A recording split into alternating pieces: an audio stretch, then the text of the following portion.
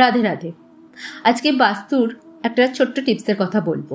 আমরা সবাই 7 হর্সের পিকচারের কথা জানি, 7টি ঘোড়া দৌড়চ্ছে এরকম পিকচার।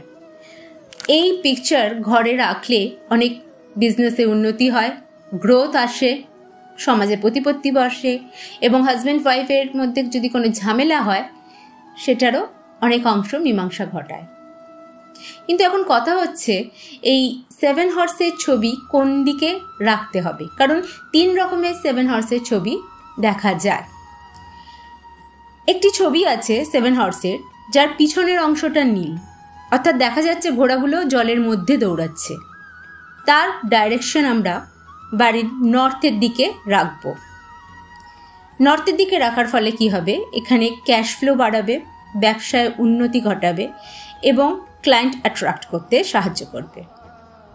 আরেকটি 7 হর্সের ছবি দেখা যায় যার পিছনের অংশটা রেড থাকে, অর্থাৎ সানরাইজের ছবি এবং তার সামনে ঘোড়াগুলি ছুটছে। এই 7 হর্সের ছবি আমাদের সামাজিক প্রতিপত্তি বাড়ায়, সোশ্যাল কানেকশন বাড়ায়। যারা টিম লিডার আছেন অফিসে তাদের জন্য ভালো, যারা পলিটিক্সের সাথে যুক্ত আছেন তাদের জন্য ভীষণ ভালো। তারা এই ছবি বাড়ির ইস্টের দিকে রাখবেন, অর্থাৎ পূর্ব দিকে। আরেক ধরনের অর্থাৎ 3 নম্বর 7 হর্সের ছবি, যেই ছবিটাতে দেখা যায় না জল আছে না সানরাইজ আছে, নর্মাল 7 হর্স।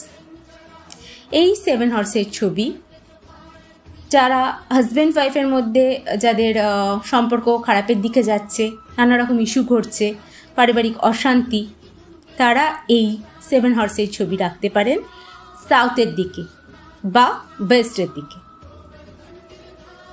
আশা করি এই জিনিসটা সবার ভালো লাগলো। সকলে ভালো থাকবেন। রাধে রাধে।